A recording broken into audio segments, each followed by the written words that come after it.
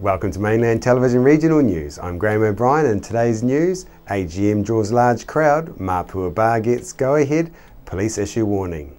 The Grey Power AGM was held this morning under a bit of a cloud due to dissension amongst the ranks. A group calling themselves the Progressives are challenging for all the committee positions but have not put anyone forward for president, leaving a question hanging over whether they will cooperate with Gordon Curry, who is standing unopposed for the position of president, or they may harbour some plan, as some have speculated, to reinstate Neville Mail unelected to the position. It was a tense atmosphere before the meeting started, with rival groups putting up signs and placards criticising the opposition, and a number of members questioning rules and procedures regarding eligibility to stand for committee positions and voting. Members spoke to me of their concerns about the proxy voting system being manipulated. However, with a good turnout of around 400 members, there will at least be a good result, if not the majority, from a decent number of members. We were able to talk with Terry King, the National Body President, for his take on today's AGM, and a few of the members shared their thoughts with us. Terry King, National President of the Grey Power Federation, thanks for spending a bit of time with us. Lots going on. You usually come down to the AGMs, or is this a sort of a special for what's been going on? I visit a few AGMs, depends on time commitments and what my schedule's like, but I'm very pleased to be able to come to Nelson. Great turnout, very hospitable bunch. There's been a few ups and downs over the last 2 or 3 months, and I'd like to think at the end of this meeting that a committee is elected which can work in harmony for the good of the older person, and that's what Grey Power is all about. Yeah, sure is, and it's a great association for that exact thing. Are there any plans to change the governing rules, the national body rules, so that you can step in this kind of situation? No, we've been fairly strict in that. The Federation's position is that we prefer local issues to be dealt locally, but if we're invited, then we will get involved. But as a rule, we stand aside from the local issues. And there's been some concern about the proxy voting. Is that a normal thing nationwide? Oh yes, yeah. There's been nothing wrong with proxy voting in the Nelson area. A lot of people can't attend the meeting, and it's their right to put in a proxy vote. And I understand a few hundred have been received for this particular AGM, and I think that's very good. Yeah, I was really pleased with the turnout, and from the numbers of the people that are voting, it's great. You're on the list for the Progressives. Have you got a few comments for us? Thanks. Yes, I was on the list, but then I discovered that I wasn't allowed to actually stand for committee because of the reason that I hadn't been a member long enough. I only joined in December last year. I feel very upset about the way the whole meeting today has been run. I think I've never been on a organisation where the president can be voted out by management committee and not at the AGM. I thought that's what the AGM was all for, to have your say and vote for who you wanted to stand and not vote for who you didn't want to stand. It wasn't for the committee to decide midway through a term. I think they were taken by surprise by the amount of people that turned up here, and so things haven't gone step by step, which is very disorganised, but I also understand that people have done their very, very best because they're volunteers. The Mapua Tavern closed last month, and the Spring and Fern is about to open its refurbished doors in the heart of Mapua. A ruling in favour of the business has been announced with the granting of a liquor licence by the Tasman District Council. This is despite residential complaints from what some locals say are the usual suspects. Conditions on the licence approval are around noise controls on the Aranui Road site. The Spring and Fern on licence approvals will mean the business can remain open till 12:30am every day, with live music permitted until 10pm on any night and until 12am on Fridays, Saturdays and public holidays, with the outdoor area closed from 10pm Sundays through to Thursdays and 11pm Fridays and Saturdays. The business owners have been doing an extensive refurbishment of the old former grapes and more recently the Tap and Ale House, and are estimating to spend more than $50,000 to alleviate excess noise using double glazing, adding carpet among other strategies. It was the owners of the Spring and Fern taking measures to mitigate the generation of excessive noise and live music inside with windows closed that worked in their favour in getting the licence approved. The new Spring and Fern in Mapua is owned and operated by Peter Fry and Sue Bloomfield, who also run and own the Spring and Fern Tavern in Motueka. Over the past week, damning evidence has been released internationally over the dangers of the use of glyphosate, otherwise known as Roundup.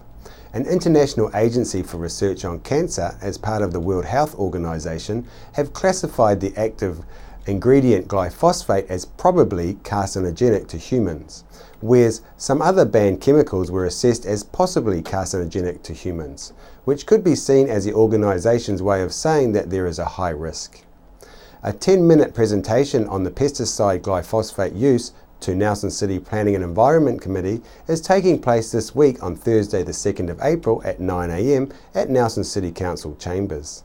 Susie Lees from GE Aware Nelson and Caroline Hughes from Nelson Environment Centre will be presenting the findings. Chrissy Small caught up with Susie Lee by phone to talk about the use of Roundup by local authorities and the damage this could be causing to people's health. Can you quickly tell me what you're about to present to the council? Right, well, we're going to the Environment Planning Committee. We've asked to do a presentation about glyphosate, which is the active ingredient in Roundup. Also, we'll slightly cover neonicotinoids, which are used in agriculture as well.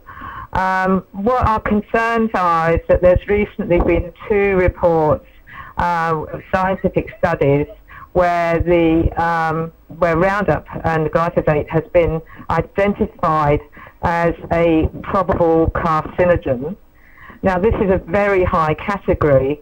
It's been a research done by completely independent scientists, a whole panel of them from worldwide for the United Nations, and it has identified glyphosate as category 2, effectively. There's only about 100 chemicals in category 1, which is carcinogenic to humans, and this one is probably carcinogenic to humans. Okay. So it's very high up in the listing. And also another study recently by Canterbury University Professor Jack Heinemann, which says that it probably contributes to antibiotic resistance. Oh gosh. So that's antibiotic resistance. Yeah. Right, okay. They've identified glyphosate, 2,4-D, and another chemical called dicamba as potentially contributing towards antibiotic resistance.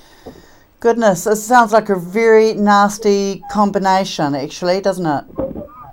Yes, it is. And we recently had a conference at Te Papa in Wellington, where we had overseas speakers coming to speak on glyphosate. And it was particularly concerning to hear. One of them was Seralini, who's done the world's longest study on rats, 4 years. He studied rats, and he found that even in drinking water at very, very low concentrations, glyphosate was causing sickness. This is a really kind of disturbing bit of information, really, because Roundup has been around for decades and has been liberally used by a lot of people. Yes, well, I mean, it has been around for decades because, of course, it was first patented a long time ago as a chelator to clean out boilers. And it's because it grabs the minerals out of boilers. And then later on, they found that when they were getting rid of the waste, they found that actually what happened was it killed the weeds, and so they patented it as a herbicide. And from then on, they have been using it. And some of the studies, they actually found there was some problems, but they hid those rather away. And let's say they always stated that it was inert as soon as it hit the earth. But that's unfortunately not the case, and it affects soil microbes, it affects the microbes in our stomachs, usually killing off the good ones and not killing the bad ones. And I mean, they found that both Salmonella and Clostridium are both kind of resistant to it. In fact, it promotes them. It also promotes a lot of pathogens. And one of our expert speakers was part of the Pathogen Threat Committee in the US.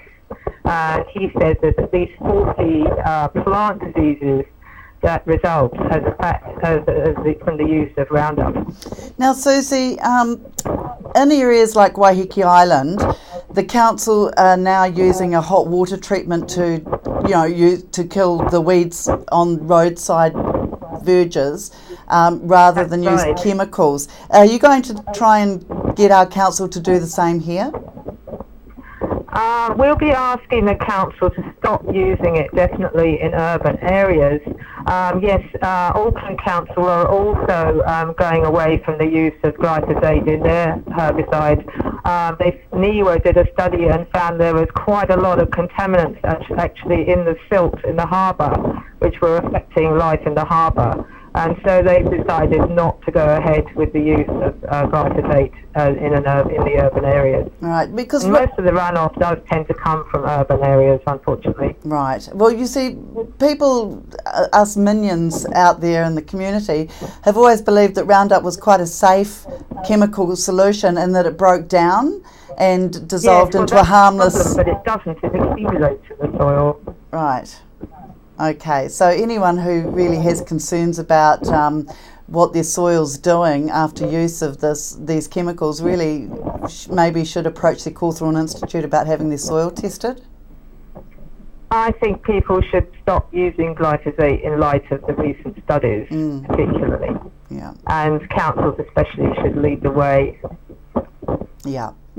Well, Susie, look, thank you very much for your time. I know it's been a difficult conversation while you've been travelling through the sounds on the ferry.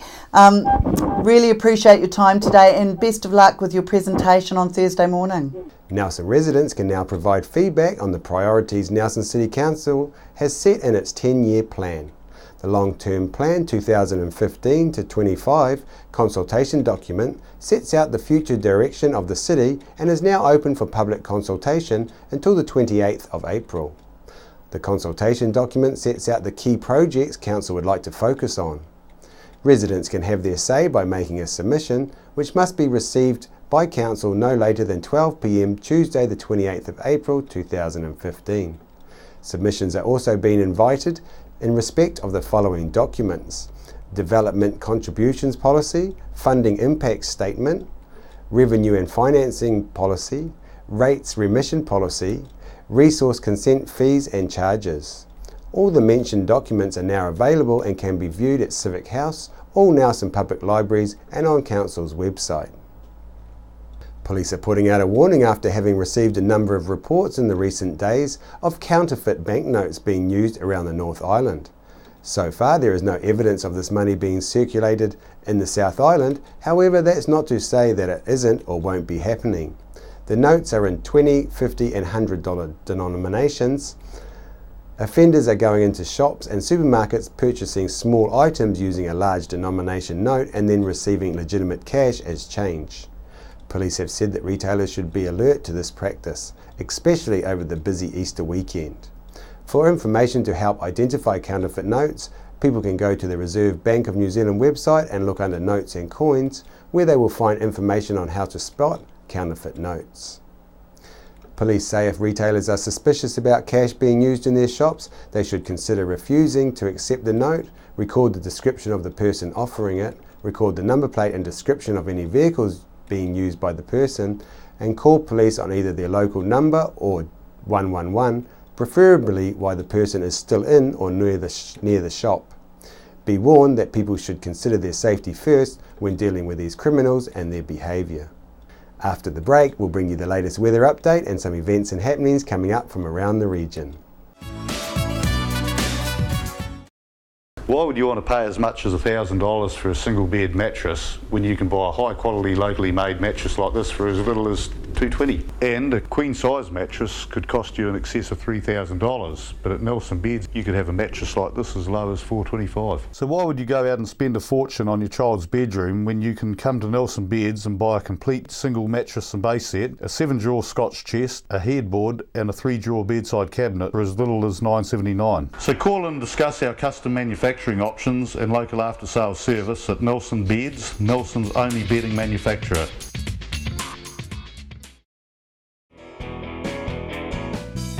Discover the Belgrove Tavern, just 20 minutes south of Richmond on State Highway 6. A restaurant, functions, weddings, barbecue, a garden bar with lots of room for kids. Come and see us. Hi, my name's Ian Mortimer. Mortimer Auto Upholstery is your one-stop shop for all your upholstery needs. We do car and boat interiors, boat canopies, ute tonneau covers, canvas and PVC fabrication. Call in and see us in Oxford Mews, 72 Oxford Street, Richmond. Are you looking for a scooter, walker, wheelchair, baby seats or pushchairs? Then come in and see the Nelson Region Specialist at Mobility for You, 269 Queen Street, Richmond, opposite the library. We have a huge selection of scooters, walkers, wheelchairs and accessories, along with a free booklet guide. We also provide a breakdown service if you ever get a puncture or a flat battery. We have fully equipped service vans to rescue you. Hi, I'm Robin Jordan and I invite you to call in and see the friendly team at Mobility for You, 269 Queen Street, Richmond, opposite the library. We're the team at JCar, right here in Nelson, 120 Hardy Street. Our shop is full of electronic items, including security alarm systems, electronic components, solar and power, electronics toys,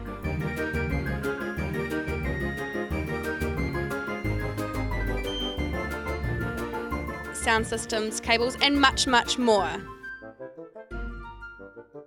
JCar. 120 Hardy Street, Nelson. I'm Francis from Nelson Auto Glass. We repair all auto glass, stone chips, windscreen replacements, scratch removal. If you have an auto glass issue, our team will sort it. Nelson Auto Glass Specialist, 84 Vanguard Street, Nelson.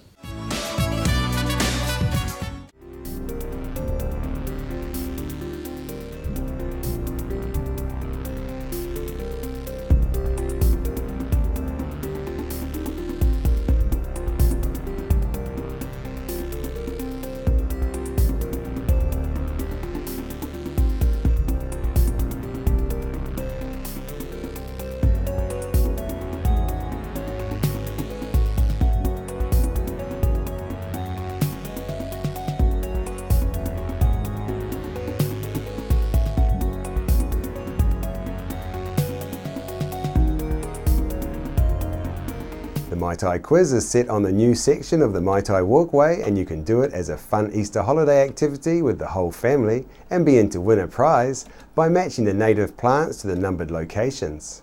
This runs through till the 17th of April. For more information, please go to the link below. The exhibition of contemporary visual artworks titled But I Can't Wash It Off, etc. by local artists at the Refinery Art Space, created by Nick Haig, goes through to the 28th of March, every day except Sundays. In the temporary Suter Art Gallery at 28 Halifax Street, the exhibition Minkisi Art and Belief in West and Central Africa, a presentation of masks and statues from West and Central Africa delivering messages about culture, traditions, histories and beliefs. It is running until the 12th of April. On behalf of the team here at Mainland Television News, thank you for joining us, and we'll bring you the latest news and events from around the region again tomorrow.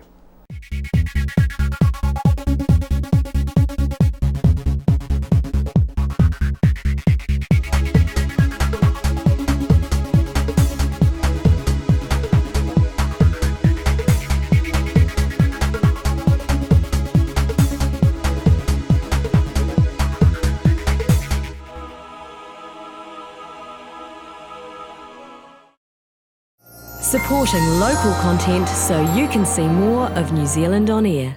Hi, I'm John McMillan at the Nelson Power Tool Centre. We have great prices on all the top quality brands of power tool. Tools and equipment at our showroom, 146 Tahunanui Drive in Nelson.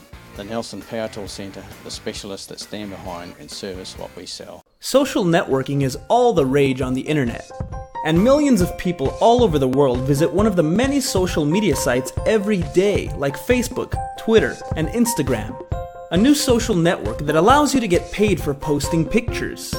This platform brings e-commerce and social media together in one place and makes it possible to make money by sharing your content online. The system is very simple to use, whether you log into the website or use the mobile app. How does it work? The website works very much like any other social media with a twist. You can earn money from the content you share. You can increase the opportunity of making additional income by connecting your other social media sites like Facebook, Twitter, and Instagram. All you need to do is learn 3 simple steps. Snap it, tag it, and share it. Sign up today, http://kiwi1.igrowtour.com. Rats, stoats and possums are killing our native birds and reptiles. You can stop this tragedy.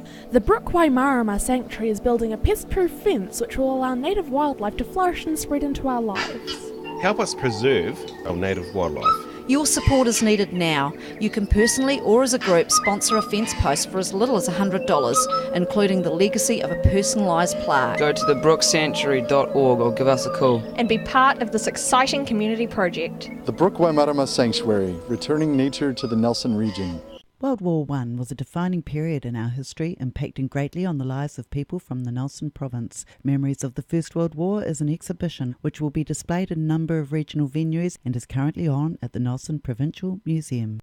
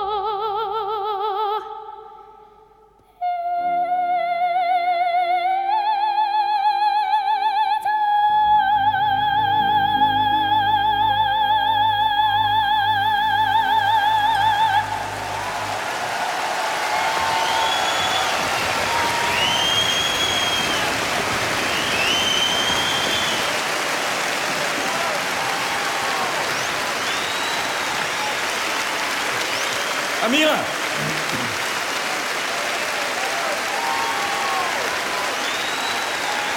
Bravo.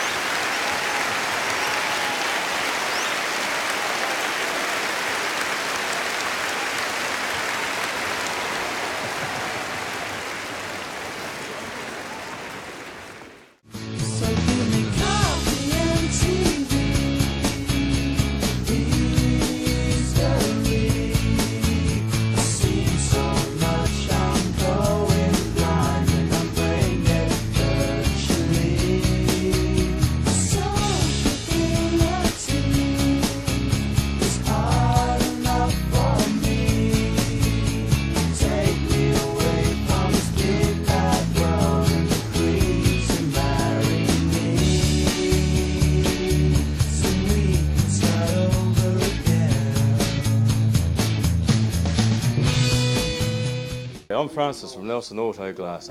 We repair all auto glass, stone chips, windscreen replacements, scratch removal. If you have an auto glass issue, our team will sort it. Nelson Auto Glass Specialist, 84 Vanguard Street, Nelson.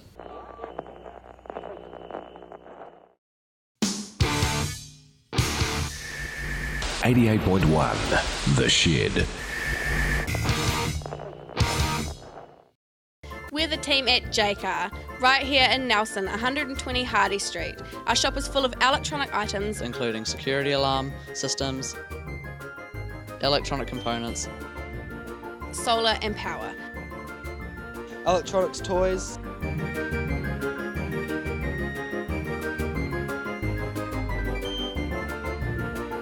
sound systems, cables, and much, much more. JCar. 120 Hardy Street, Nelson. Are you looking for a scooter, walker, wheelchair, baby seats or pushchairs? Then come in and see the Nelson Region Specialist at Mobility for You, 269 Queen Street, Richmond, opposite the library. We have a huge selection of scooters, walkers, wheelchairs and accessories, along with a free booklet guide. We also provide a breakdown service if you ever get a puncture or a flat battery. We have fully equipped service vans to rescue you. Hi, I'm Robin Jordan and I invite you to call in and see the friendly team at Mobility for You, 269 Queen Street, Richmond, opposite the library. Hi, my name's Ian Mortimer. Mortimer Auto Upholstery is your one-stop shop for all your upholstery needs. We do car and boat interiors, boat canopies, ute tonneau covers, canvas and PVC fabrication. Call in and see us in Oxford Mews, 72 Oxford Street, Richmond.